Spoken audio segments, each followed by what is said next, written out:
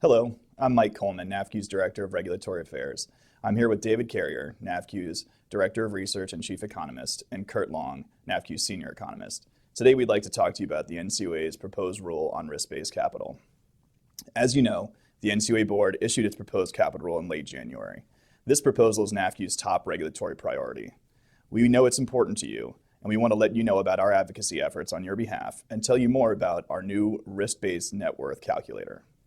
Let's talk about advocacy first. NAFCU wrote to Chairman Matz last month to ask for a longer comment period so credit unions would have the time they need to evaluate and understand the proposed rule. Specifically, we asked for a 180-day comment period instead of a 90-day comment period. But Chairman Matz declined that request, so comment letters are due to the agency on May 28th. The question we get most often about this proposed rule is whether it will be finalized in its current form.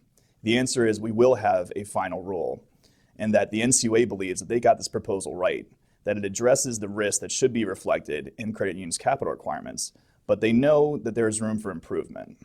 We need your help to move the needle on important aspects of this proposed rule.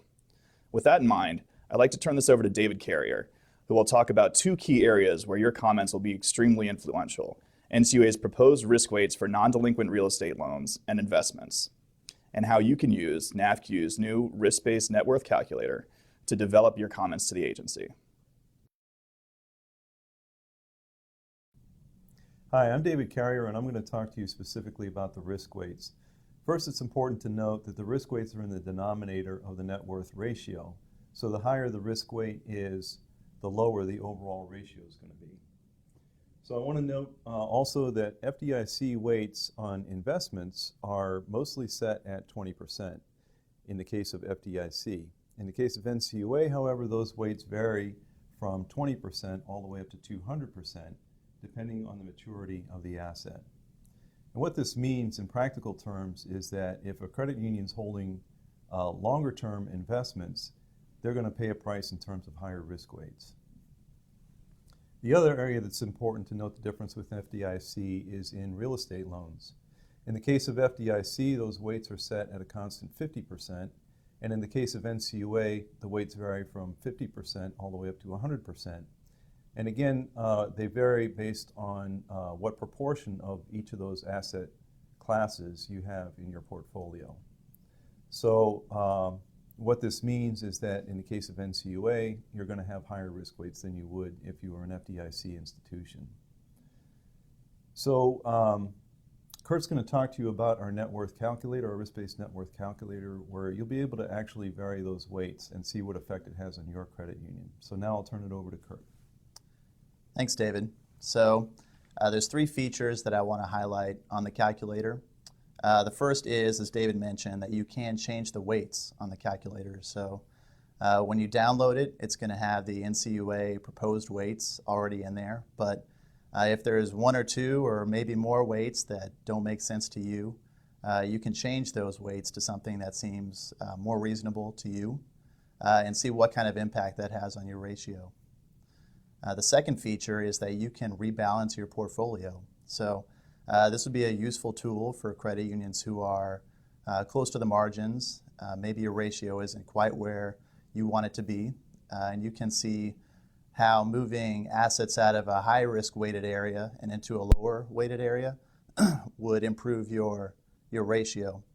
And then the third feature is our forecast. So you have to make two assumptions, first being ROA and the second being asset growth. And using those assumptions, we're able to forecast your ratio 5 years into the future. So this is not necessarily intended to be a tried and true forecast, but mostly it's supposed to be used to facilitate scenario analysis.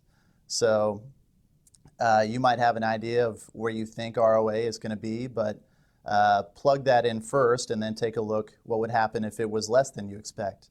And I think what you're going to find is that this ratio is a lot more volatile than the leverage ratio is. So even if your ratio is at a point that you are comfortable with now, it may only take 1 or 2 down years to where you're back on the margin where you don't want to be.